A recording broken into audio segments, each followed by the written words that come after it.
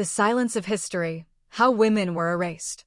History is often described as the story of humanity's greatest achievements: empires built, wars won, discoveries made, and ideas born. But when we open the pages of history books, one question quietly waits between the lines: where are the women?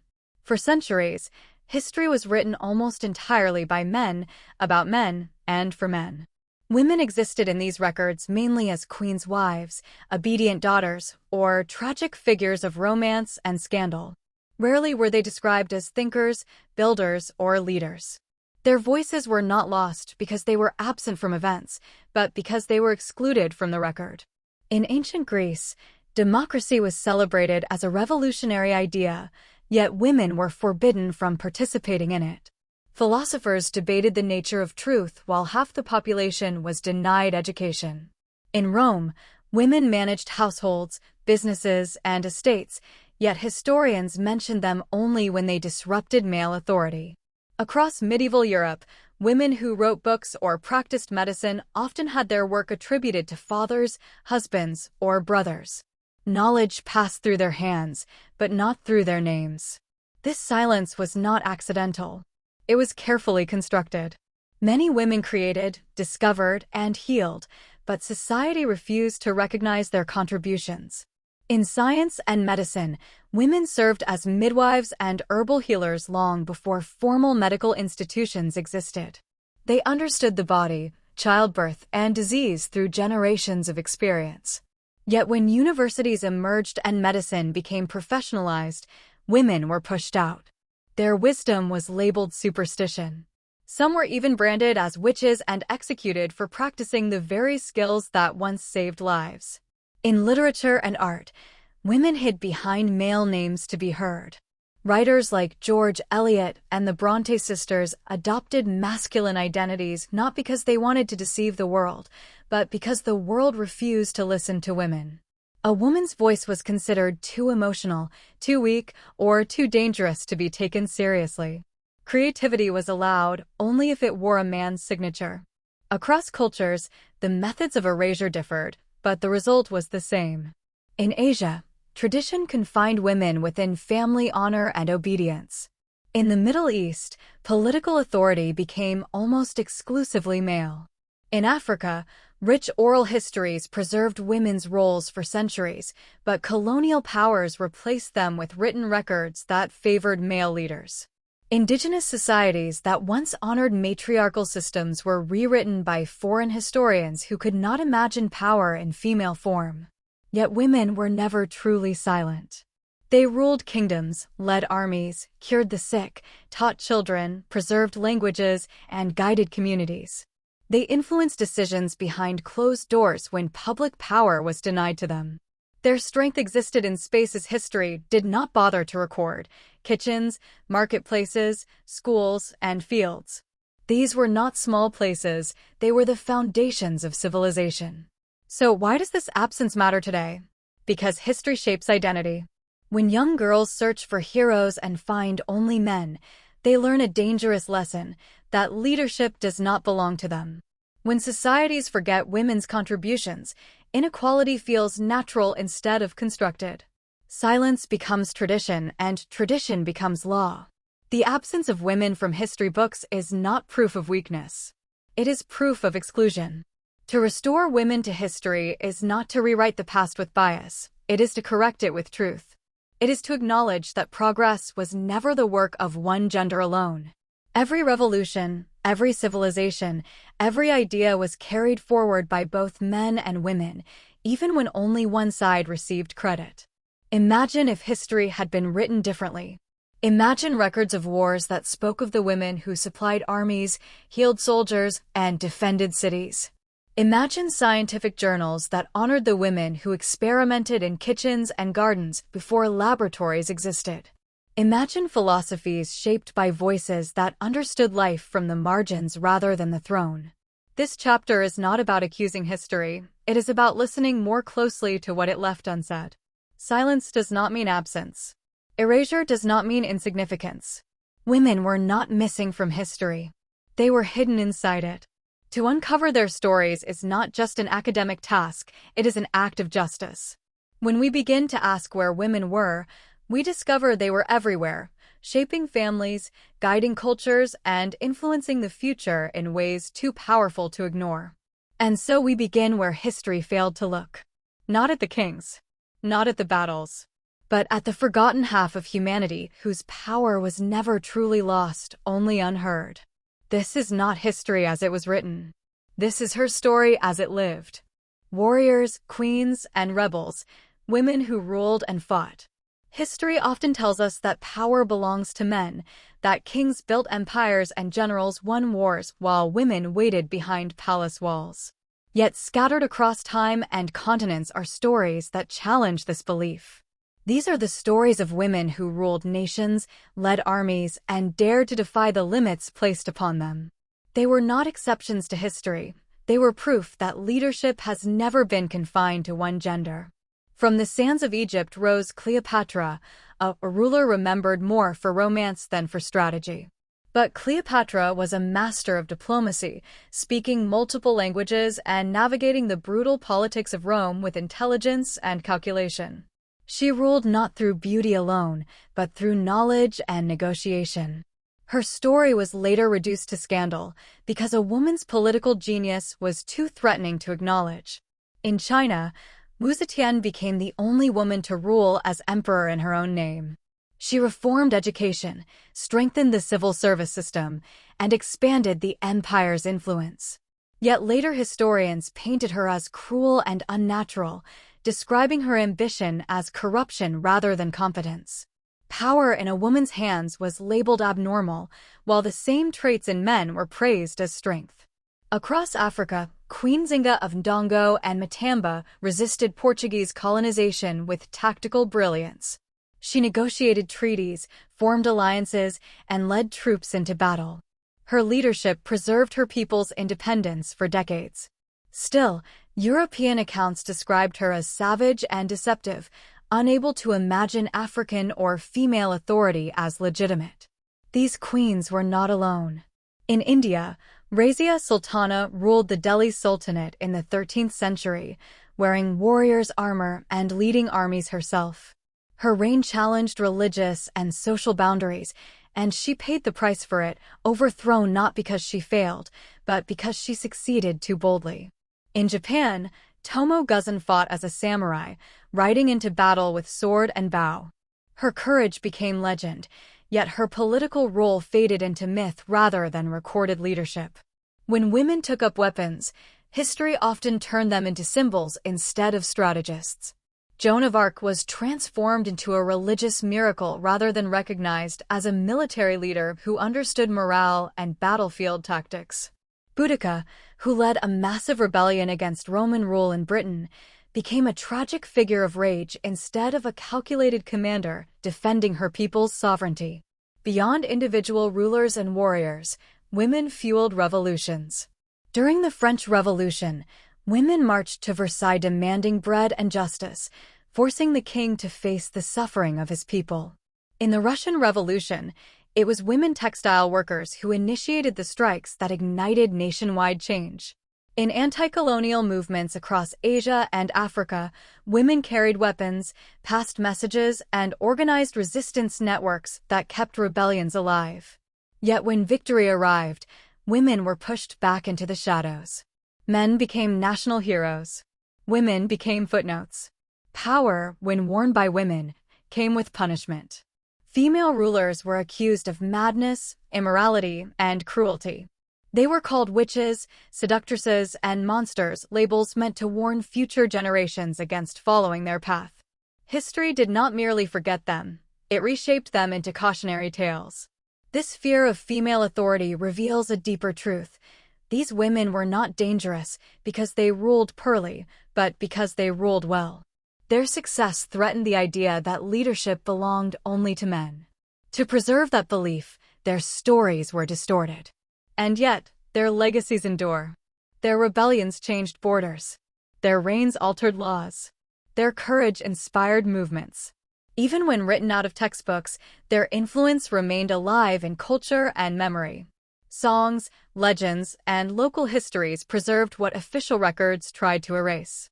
These women show us that power does not look only like crowns and armies. It looks like resistance. It looks like refusal. It looks like standing in a world that demands silence and choosing instead to speak with action. The warriors, queens, and rebels of the past were not anomalies. They were reminders that women have always stood at the center of history's turning points, whether acknowledged or not. Their stories force us to question what we call normal leadership. They remind us that courage has no gender and authority no single face.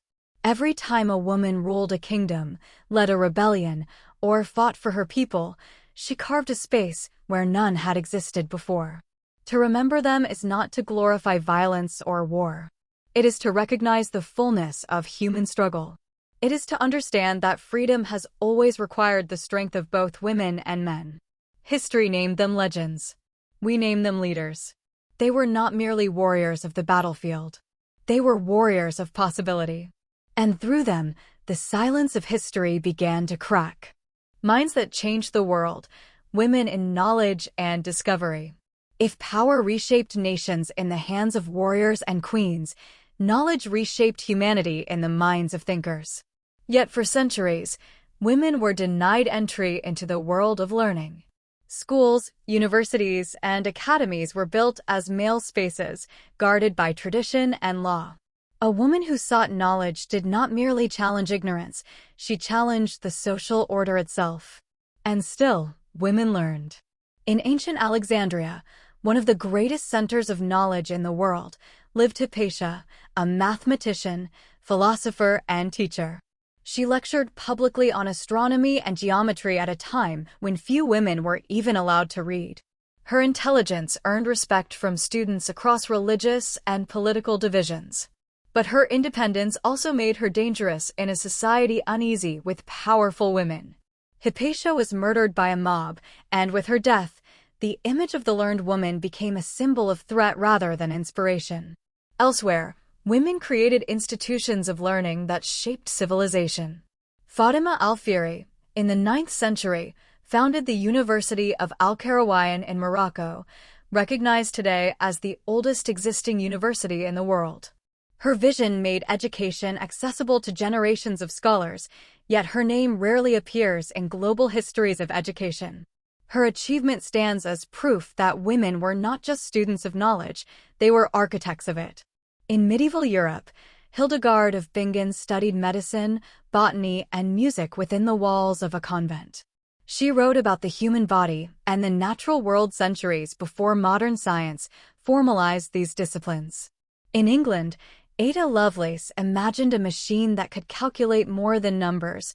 She foresaw the concept of computer programming long before computers existed. Her ideas were so advanced that they were dismissed as curiosity rather than innovation.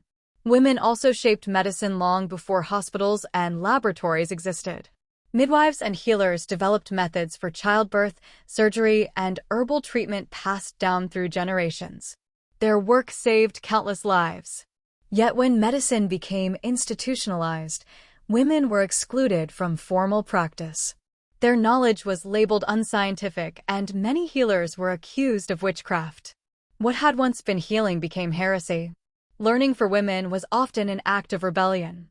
They studied in secret, reading books forbidden to them. They wrote under male names to avoid ridicule. They taught daughters quietly within homes, creating invisible schools of resistance. Education was not merely about information, it was about survival. In literature and philosophy, women dared to question the structure of society itself.